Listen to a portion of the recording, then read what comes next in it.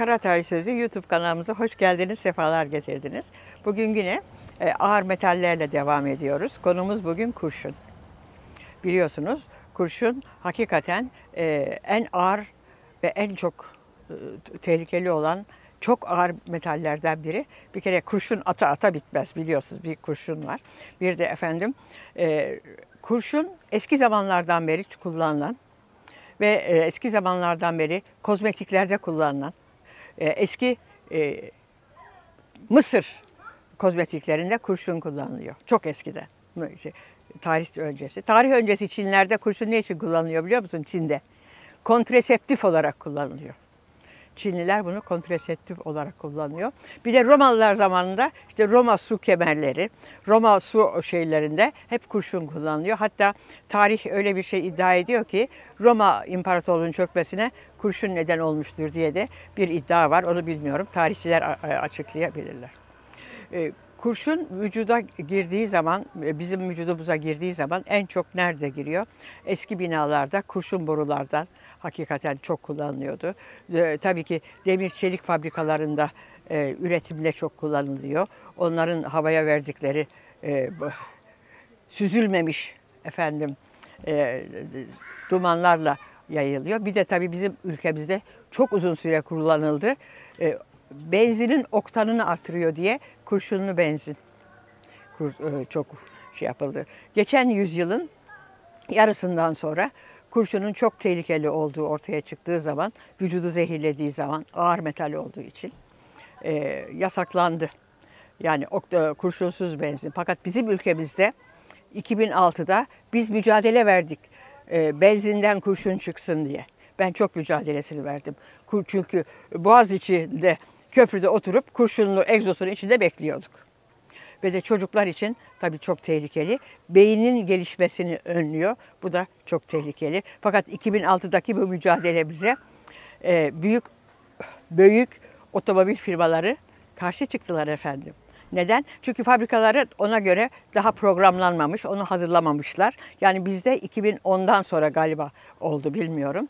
Bunu kabul etmek lazım.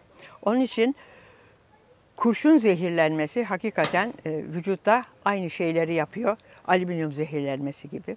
Fakat en çok kurşun karaciğerde ve böbrekleri bozuyor.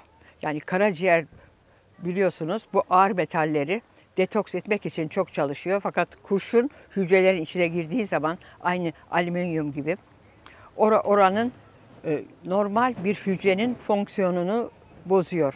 Normal bir hücrenin görevini yapmasını engelliyor. Kendi de hiçbir işe yaramıyor. İşte bütün mesele bu. Kurşun hakikaten, bir de tabii kurşunlamayla da insanları öldürülüyor, biliyorsunuz. Ona da karşıyız. Onların da satışını durdurmak mecburiyetindeyiz.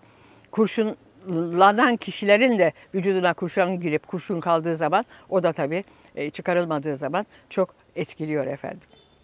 Özellikle eski binalarda kurşun boruların bulunması bu kurşun zehirlenmesini çok arttırdı.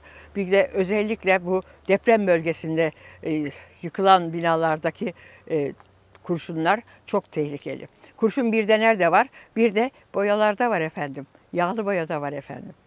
Bütün boyaların içinde kurşun var ve de ressamlarda kurşun zehirlenmesi, bu şeyle çalışan su bazlı olmayan boyalarla çalışan eskiden bütün ressamlarda bu olayları çok gördük, çok yaşadık. Çünkü aynı alüminyum gibi bütün hücrelerin içine girince fonksiyonları bozuyor. İşte Çinlilerin kullandığı gibi üreme sistemini bozuyor. Seksi bozuyor. Hormonları alt üst ediyor. O nedenle kurşun çok dikkat edeceğiz. Şimdi yeni binalarda kurşunlu artık borular kullanılmıyor. Fakat eski binalar ve eski binaların yıkılmasıyla bu çevresel yıkılmalar yapılıyor ya, bütün binaların içindeki boyalar, o boyalarda bulunan kurşunlar, yeni binalara taşınanlar ve yeni binalarda kullanılan kurşunlu boyalar çok çok tehlikeli. Benim bir hasta aile çevresel dönüşüm olacak diye İstanbul'da evlerine ayrıldılar. Yepyeni bir eve taşındılar. Ve inanır mısınız hepsinin de ben baktırıyorum bütün hastalarımda kurşunları birdenbire yükseldi. Tabii yaşlıları da çok etkiliyor ve bütün vücudun bağışıklık sistemini çökertiyor. İşte hastalıkların temelinde bunlar yatıyor. Bunları niye anlatıyorum? Yani bunları anlatmamın sebebi çok korkulacak bir şey değil. Çok dikkat edersek bunlardan kurtulabiliriz. Fakat vücut o kadar kompleks bir mekanizma ki, biyolojik yaşayan bir mekanizma ki bir tek şeyle hastalık olmaz. Bir tek çiçekle bahar gelmediği gibi. Yani kolesterol yükseldi, kalp krizi geçirdi. Karatay kolesterol ilacı almayın dedi. Efendim ölenler çok arttı. Yani böyle şeylere karşı onun için bunları defalarca söylüyorum. Çünkü insan vücudunun temelini bozan, tabii biliyorsunuz hücrelerimizin çalışmasını bozan şeker. O vücuda bir de bunlar eklenince yani birçok faktör insan vücudunun sağlığını bozmaktadır. Onu anlatmaya çalışıyor. Peki o zaman kurşunla bitirelim. Nazım Hikmet'le bitirelim. Hava kurşun gibi ağır. Hava toprak gibi gebe. Bağır bağır bağırıyorum, koşun kuşun eritmeye çağırıyorum. O diyor ki bana sen sesinle, kendi sesinle yok olursun yana yana Kerem gibi.